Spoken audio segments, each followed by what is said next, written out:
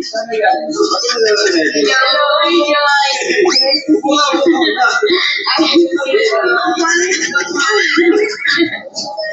guys. Grabe sobrang dumi mo. Hindi ko talaga Guys, sakto-sakto naman sila Joy. Andito si Joy ngayon. Welcome natin si Medit kasi isa siya affiliate ng Velvet Box. Wow, grabe. Thank you. Congrats. So ito si Joy naman is dati na rin naman itong Velvet Box ambassador. Gusto, mabilisan ko Joy. Bigay ka lang ng advice sa kanya bilang isang ambassadors ng Velvet Box. And welcome mo na rin siya. Parang hirap kay ate kasi syempre marami na siyang Sanay sa akin. parang mas na siya marami na experience kaysa sa akin kasi syempre rin siya marami rin siyang business, nagbi-business din siya. Syempre siguro ate lang din. Enjoy mo lang din yung pagiging ambassadress katulad namin. Katulad ng ginagawa mo rin naman, marami ka na rin pong syempre experience sa ganyan. Kaya kaya mo yun. Yes. Thank you, Joy. Pero wala ka nang sakit ako. Wala naman.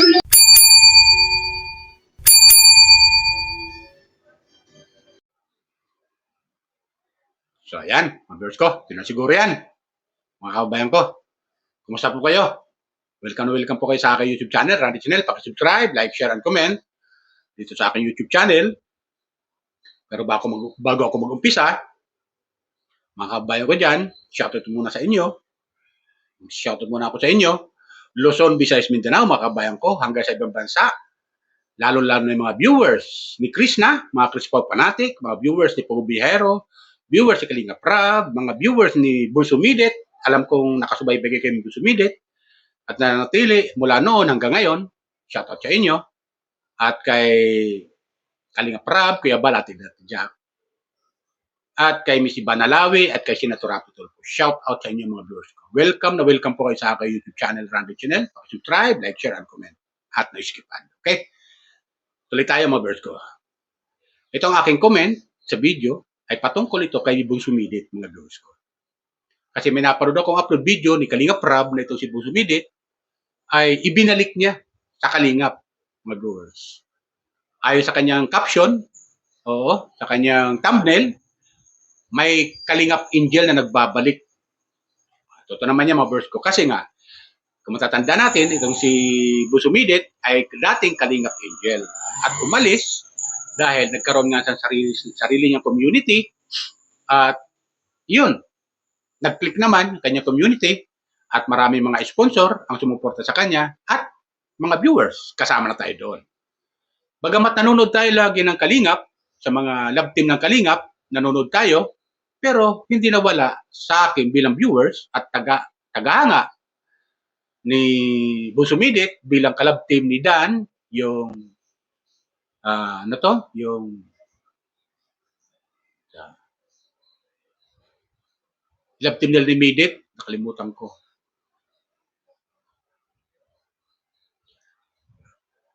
Basta yung love team nila ni Midit, nakalimutan ko. Comment lang kayo mga birds ko ha.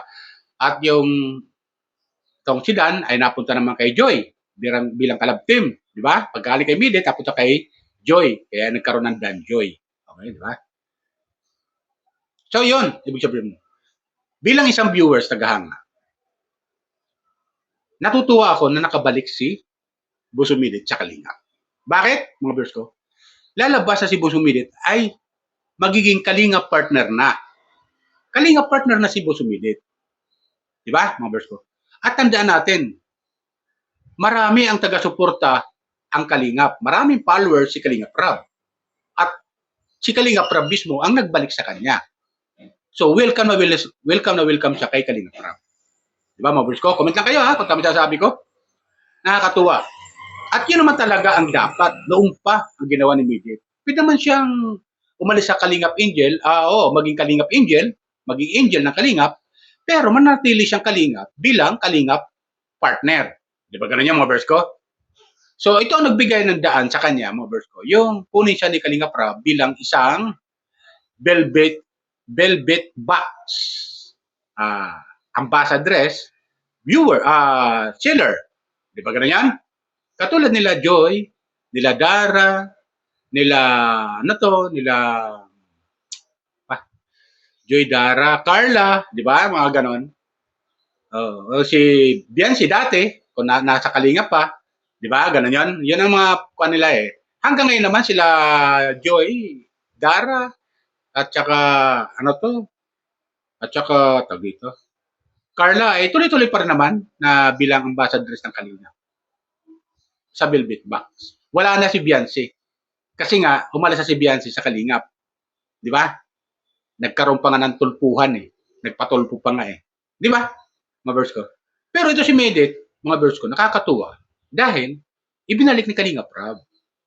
At opportunity, maganda opportunity para kay Medit. Kasi nga, yung kinukuha niyang kurso ay bilang marketing student, di ba? Kurso niya kinukuha. So, magiging kuan siya, magkakaroon siya ng magiging dalubhasa siya sa pag ma-manage ng negosyo, di ba? Magiging dalubhasa siya pag nagkaroon siya ng mga sariling negosyo na. At nakita naman natin, bilang isang legit blender, ay nakita natin na subok na natin itong si Medit na maging isang velvet box seller. Di ba ganun yung mga verse ko? Ito kumuha ko ng video clip mga verse ko para magustuhan nyo lang, para mapanood nyo kung paano tinanggap ni Kalingap Rab si Bunso Medit. At ibinalik sa Kalingap. Okay? Ito, panoorin natin mga verse ko. Kayo na umusga ko. Ano masasabi ninyo? Okay? Ito. Lalo yung mga kamedit dyan, mga viewers ni Bunso Medit na di pa nakapag-subscribe sa akin, subscribe lang po kayo. Lalo din yung mga viewers si Krishna. Shout out Krishna at sa mga Krishna supporter. Mga Timpaldo, utawagin. Okay? Mga Chris Papanatic sa ibang bansa, welcome po kayo. Di ba? At mga viewers si Bunso Medit sa ibang bansa at mga Kalingap viewers. Okay? Ito. Comment lang kayo. Panoorin natin. Comment. Kayo na umusga kung ano masabi nyo kay Bunso Medit.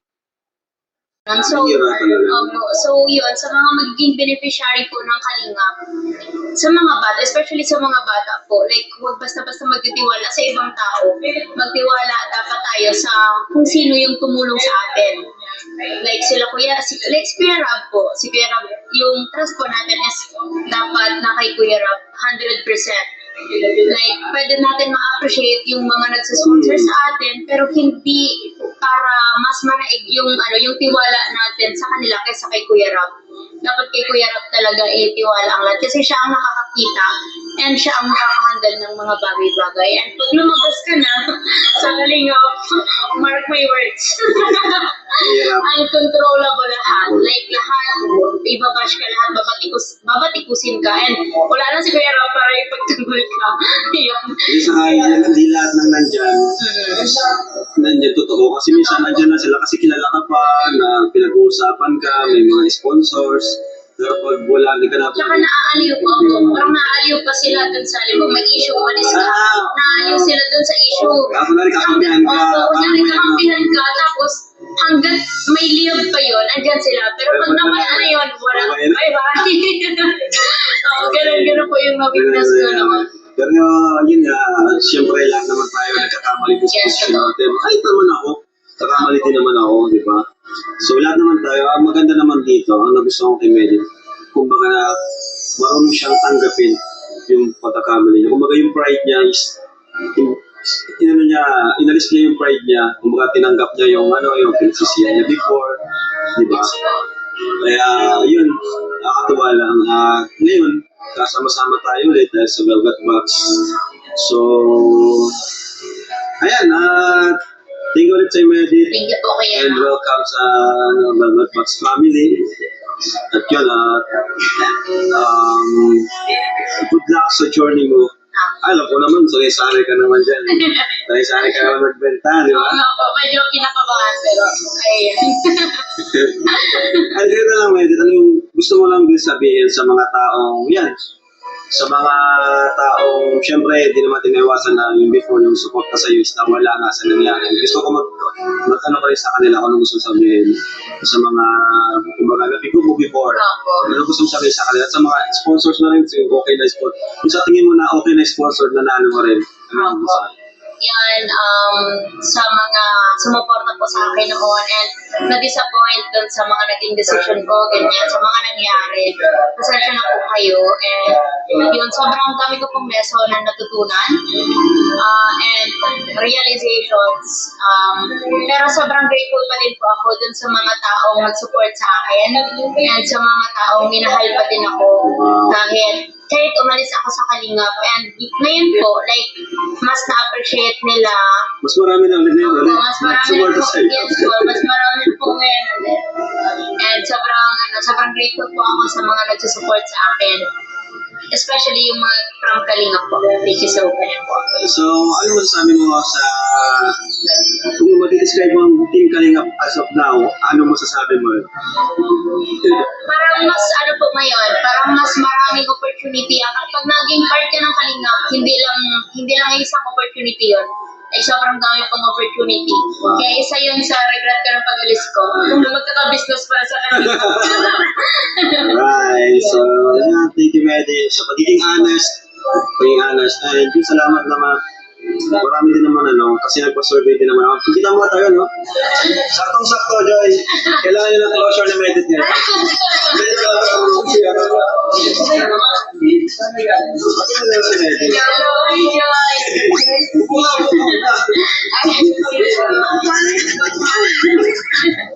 Ayan, guys. Grabe sobrang dumi mo. Hindi ko talaga Guys, sakto-sakto naman sila Joy. Andito si Joy ngayon. Welcome natin si Medit kasi isa na siya affiliate ng Velvet. Wow, grabe. Thank you. Congrats.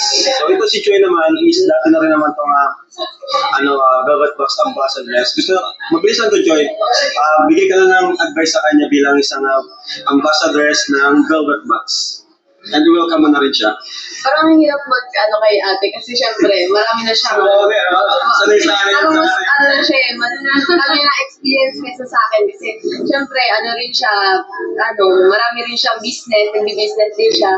Syempre siguro ate lang din. Enjoy mo lang din yung pagiging ambassadress katulad namin. Katulad ng ginagawa mo rin naman, marami ka na rin pong syempre experience sa ganyan. Kaya kaya mo yun. Yes. Thank you, Joy. Pero wala ka ng tapos. Wala kayo tapos. Wala naman wala. Sir Dan. Wala. Walang tampo. Wala po. Welcome sa Thank you, Joy. Yes. So yan. may extra pa ako dito. Magkita ko. So thank you po. Thank you, Joy. Thank you po kaya. Bye. Thank you, Joy. Thank you. So, yun. So, yun na lang.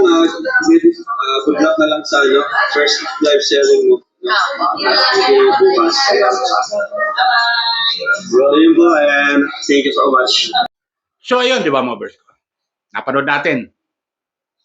Napakaganda opportunity to kay Bunso Midit. Malaking pagkakataon to. Na ibinalik ulit siya ni Kalingap Rab. Inibitahan siya. Bilang maging ambassadress, maging Velvet Box online seller. Di ba, mga boys ko? Nakakatuwa. Di ba? Alam kong marami natutuwa dyan ng mga taga-suporta ni Bunso Midit na bumalik na si Bunso Midit sa Kalingap. Di ba? Ito yung magiging daan para lalo natin makilala si Bunso Midit. Dahil lalabas na si Bunso Midit ay Kalingap partner na. Tandaan natin, maraming followers, maraming subscribers si Kalingap Rab. At ito yung magiging daan. Di ba? Bilang dating Kalingap Angel, ay, ayun. Binalik ulit ni Kalingap Rab. Di ba? So maraming matutuwa dito kay Bunso Midit. Bagamat may sarili siya community bilang leadership land girl, ay lalabas na sanib pwersa pa rin. Di ba ganun yun? Sanib pwersa. Pero may sarili siyang community si Bunso Midit bilang Kalingap partner. Yun lang ang papel niya doon. Bilang Kalingap partner. Lalabas yun eh. Di ba? Tinanggap siya ni Kalingap Rab eh. Di ba? Kung may mag-i-sponsor man, katulad dati na wala si Midit sa Kalingap, para lang kay Bunso Midit na yon. Sa kanya rin dadaan yon. Yung mga sponsor. Di ba? at mag-aabot ng tulong pagmamahal. Diba ganun yan? Pwede rin naman iabot kay Kalinga Prab para ibigay naman kay Bunso Milit. Kasi ganoon naman ang ginagawa nila dati, di ba? At yung sa kagandahan dito, mga verse ko, pinagharap ni Kalinga Prab si Millit at saka si Joy na dating kalab team ni Kalingap Dan. So nakakatuwa nga eh. Nagkakabiruan nga eh, di ba?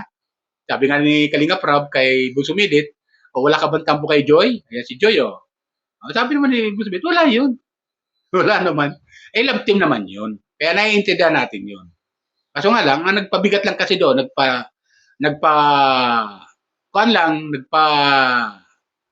gulo, yung mga kanya-kanyang supporter. May supporter si Joy, may supporter si Bunso Millit, at may supporter si Kalingap Dan. Di ba ganun yung mga verse ko? May kanya-kanyang yun lang yun na nagtalo-talo. Pero, deep inside, kay Bunso Millit, walang problema yun. Kay Kalingap Prab, walang problema yun. Kay Joy, walang problema yun. Ganun din kay Kalingap Dan. Walang problema yun, di ba? Ang nagpagulo lang doon, yung mga taga-kanya-kanya suporta. Di ba ganun yung mga verse ko? So nakakatuwa, at yun nga, balik uli si Bunso Millit bilang Kalingap Angel. Maging Kalingap Angel talaga. Mas maganda kung gawan uli ni Kalingap Prab ng magiging kalab team. Na pwede naman. Marami naman kasi dyan sa Keyboys na pwedeng maging kalab team ni Bunso Millit. Di ba? At sigurado tayo, mga bros ko, susuportahan to ng mga followers ni Kalingap Prab, mga viewers ni Kalingap Prab. At isa na tayo doon na susuporta. Di ba ganun yung mga bros ko? So nakakatuwa. Talagang sana magtuloy-tuloy na yan, mga bros ko. Sana magtuloy-tuloy na yan. Kasi alam niyo, mga bros ko, kaya nakuha ito ni Kalingap Prab, si Bunso Millit, dahil nga doon sa issue ng pagpapatulpo ni Beyonce at idinadama ito si Bunso Millit. At tinanggi ito ni Bunso Millit, mga bros ko. Tinanggi ito ni Bunso Millit na siya yung nagsulsul kay Beyonce para magpatulpo. Pero wala naman sa sinasabi. Kasi ang nag-reaction noon, yung isang asungot ni Beyonce at dinadamay si Bunso Millit. Nitong asungot na to ni Beyonce. Na alam natin, ito sisira din kay Beyonce. Di ba ganun yun? Kaya itong Beyonce, nagpatulpo. Di ba? Kaya nagkaroon ng issue ito. Nagkaroon ng issue. At itinanggi ito ni Bunso Millit. Ipinagtanggol pa nga ni Bunso Millit ang Kalingap. Dahil malaki ang utang na loob niya sa Kalingap. Totoo naman yung verse ko eh. Hindi naman natin makikilala si Bunso Millit kung hindi dahil sa Kalingap. Di ba ganun yun? Kaya bilang pagtanaw ng utang na loob Bunso Millit, pinagtanggol niya ang Kalingap. At hindi siya nagpadala sa mga yung reaction ng isang reactor ng isang ni Beyonce na asungot, hindi siya nagpadala doon. Bagkos ipababarangay pa nga niya. Sabi nga niya, magmumotor ako dyan para lang ipabarangay ko kayo. Di ba? Kasi ginamit si Bunso Millit. Ang gusto siguro nila, kunin yung simpatya ni Bunso Millit. Hindi nila nakuha. Di ba? Hindi nila nakuha yung simpatya ni Bunso Millit. Bagkos, lalo pang naging malapit si Bunso Millit sa Kalingap. Dahil nga, hindi nakalimutan ni Bunso Millit yung pagtulong ng Kalingap sa kanya. 7 months nga naman siya sa Kalingap. At hindi niya to nakakalimutan. Kaya mahal na mahal niyang Kalingap. Bagamat nagkaroon nung mawala yung love team nila ni Kalingap Dan, Bunso Millit, di ba? Nung mawala yun, ay binatikos siya ng mga reaktor, ng ilang reaktor ng Kalingap. Pero, pumipitik rin siya, sumasagot rin naman siya. Pero, hindi niya nakakalimutan ni Bunso Millit yung ginawang pagtulong ng Kalingap sa kanya. Lalo-lalo kay Kalingap Prab at kay Kuya Bal. Di ba ganun yan? Ngayon, ang mga reaktor, yun lang binatikos siya ng binatikos. Siniraan siya ng siniraan ng ilan. Ano mga bus ang ginawa. Pati mga taga-suporta. ng Kalingap ay binasya masyado. Pero hindi pinansin yun. Naging matatag pa rin si Busumit, tumayo at nanindigan pa rin. At nagkaroon nga ng sariling community. Di ba? Ganun yung Marvels ko. So nakakatuwa. At ngayon, balik ulit sa Kalingap. Lalabas ngayon na magiging Kalingap partner na siya kasi may sarili naman talaga siyang community, si Busumit. So malaking opportunity to para sa kanya. Di ba ganun mga viewers ko? Comment lang kayo kung tama yung sasabi ko. Share sa akin, mga viewers ko. Sana gusto niyo aking comment dito sa video patungkol kay Busumit, kay Kalingap Rab at kay Joy. Yan ba? Anong say nyo? Ang tanong ko dyan, anong say nyo dito kay Busumit? Okay? Yan lang po mga viewers ko. Paalala ko ulit, mga viewers ko, baka pinanonood dyan ng mga viewers ni Busumit, mga supporter ni Busumit na hindi pa nakapag-subscribe sa akin dito sa aking YouTube channel. Subscribe lang po kayo, mga viewers ni Pogo Biyahero, mga viewers si Krishna, mga viewers si Kalingap Rab, viewers si Kuya Bal, at viewers si Miss Ivana Alawi at Senator Rapi Tulfo na nanonood sa kanila na nabanggit yung mga charity vlogger. Welcome po kayo sa aking YouTube channel. Please subscribe, like, share, and comment. Kung di pa kayo napag-subscribe. Okay? Yan lang po. Bye! Ingat po siya lagi. Pagpalain po tayo ng puong may kapal. Okay? Po, bye!